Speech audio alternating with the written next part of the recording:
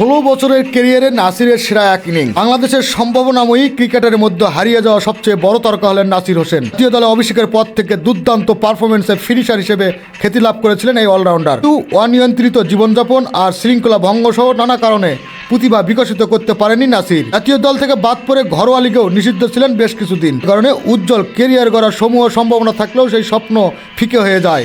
16 বছরের ক্রিকেট ক্যারিয়ারে আজ টি-20 সংক্ষিপ্ত ফরম্যাটে নাসির খেললেন 90 রানের ঝলমলে এক ইনিংস। অথচ এই লম্বা ক্যারিয়ারে তিনি যদি নিয়মিত খেলতে পারতেন তাহলে দেশের অন্যতম সেরা তারকায় পরিণত হতে পারতেন। আজ বুধবার সিলেট আন্তর্জাতিক ক্রিকেট স্টেডিয়ামে বাংলাদেশ প্রিমিয়ার লিগের চলতি আসরে 15তম ম্যাচে মুখোমুখি হয় নোয়াখালী এক্সপ্রেস বনাম ঢাকা ক্যাপিটালস। এই ম্যাচে টস হেরে প্রথমে ব্যাট করে 6 উইকেট হারিয়ে 133 রানে বেশি করতে পারেনি নোয়াখালী।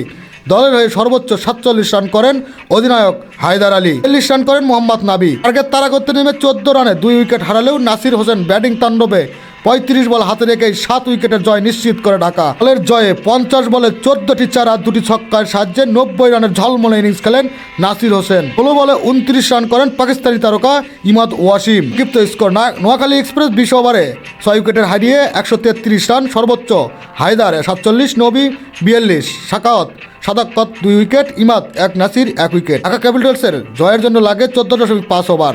নাসির একাই অপরাজিত 90, ইমাদ অপরাজিত 29 এবং উইকেট নেয় নোয়াখালী হয়ে হাসান মাহমুদ 2টি 17 রান দিয়ে। খেলাধুলার আপডেট নিউজ পেতে চ্যানেলটি সাবস্ক্রাইব করে সাথেই থাকুন।